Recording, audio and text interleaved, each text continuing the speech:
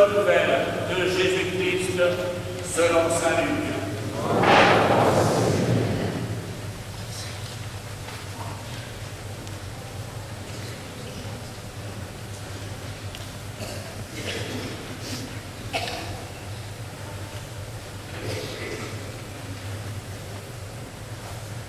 Le premier jour de la semaine, de grand matin, les femmes se rendent au sépulcre, portant les aromates qu'elles avaient préparés.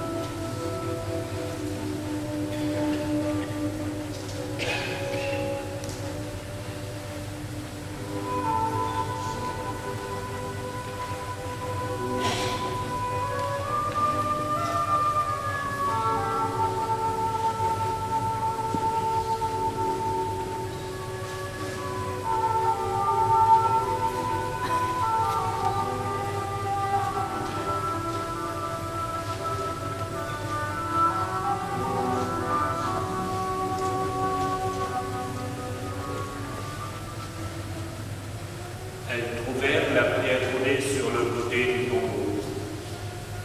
Elles entrèrent, mais ne trouvèrent pas le corps du Seigneur Jésus. Elles ne savaient que penser.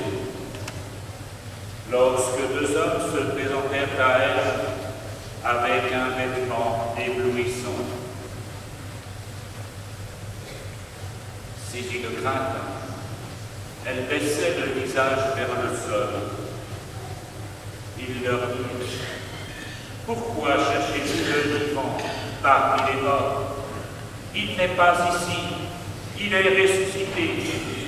Rappelez-vous ce qu'il vous a dit quand il était encore en Galilée. Il faut que le Fils de l'homme soit livré aux mains des pécheurs, qu'il soit crucifié et que le troisième jour il ressuscite. Alors, elles se rappelèrent ces paroles. Revenues du tombeau, elles rapportèrent tout cela aux 11 et à tous les autres. C'était Marie-Madeleine, Il est vivant. Jacques et Marie, mère de Jacques. Les autres femmes qui les accompagnaient disaient la même chose aux apôtres. Mais ces propos leur semblèrent délirants et ils ne les croyaient pas. Ah, c'est impossible, c'est impossible. C'est impossible, ça ne peut pas exister, ça. C'est pas vrai. Ça ne peut pas exister, elles sont folles. Il est vivant. Il est vivant. Il est vivant. Il est vivant. Pierre, cependant, courut au tombeau, mais en se penchant, il ne vit que le linceul. Il s'en retourna chez lui, tout étonné de ce qui lui était arrivé.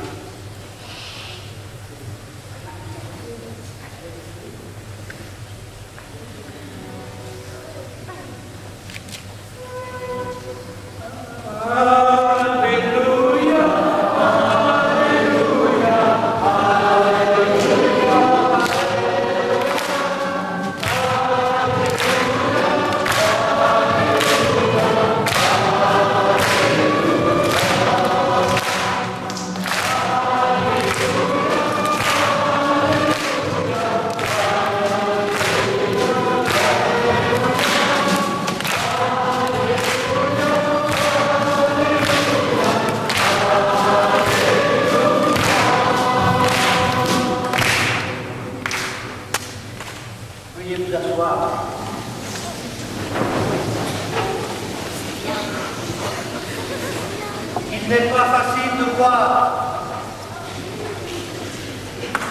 Hier, couru au tombeau, et en se penchant, il ne vit que le linceul, il s'en retourna, tout étonné de ce qui lui était arrivé. Et lorsque les femmes vinrent trouver les apôtres dans leur maison, ils trouvèrent leurs propos délirants. Ils ne croyaient pas. Comment se fait-il qu'aujourd'hui,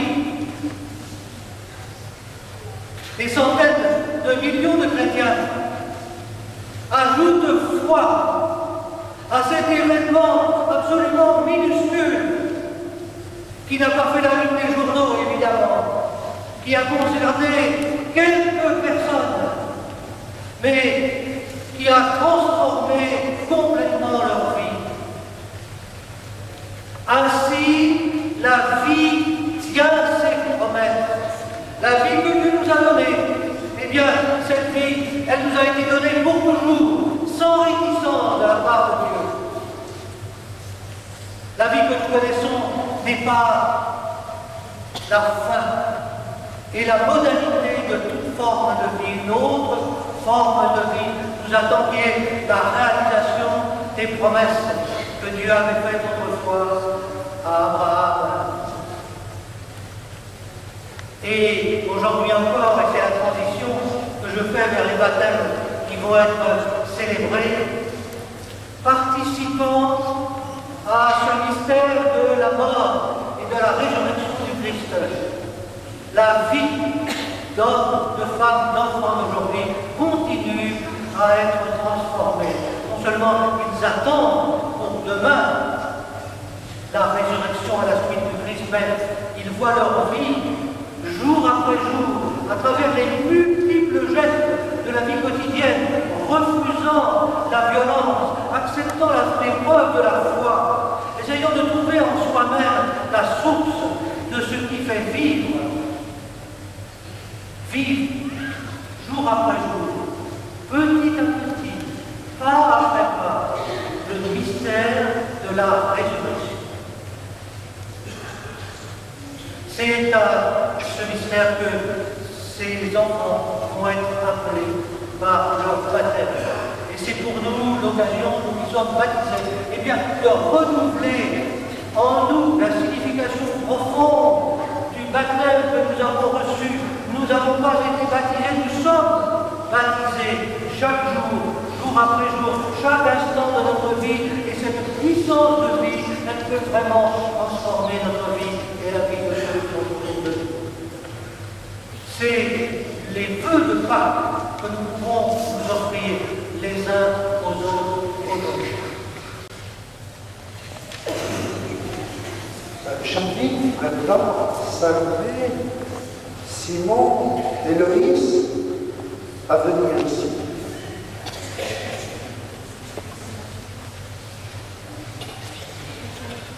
Vous pouvez vous approcher avec votre patron qui vous a aidé à marcher depuis plusieurs mois. Vous pouvez peut-être monter sur la marche. Chers frères et sœurs, appelons la miséricorde de Dieu, le Père Tout-Puissant, pour Salomé, pour Simon, pour Loïs, qui demandent le baptême. C'est lui qui les a appelés et les a conduits jusqu'à cette nuit. Qu'il leur accorde la lumière et la force pour qu'ils s'attachent au Christ de tout leur cœur et qu'ils proclament la foi de l'Église, qu'il leur d'être couplés par l'Esprit Saint.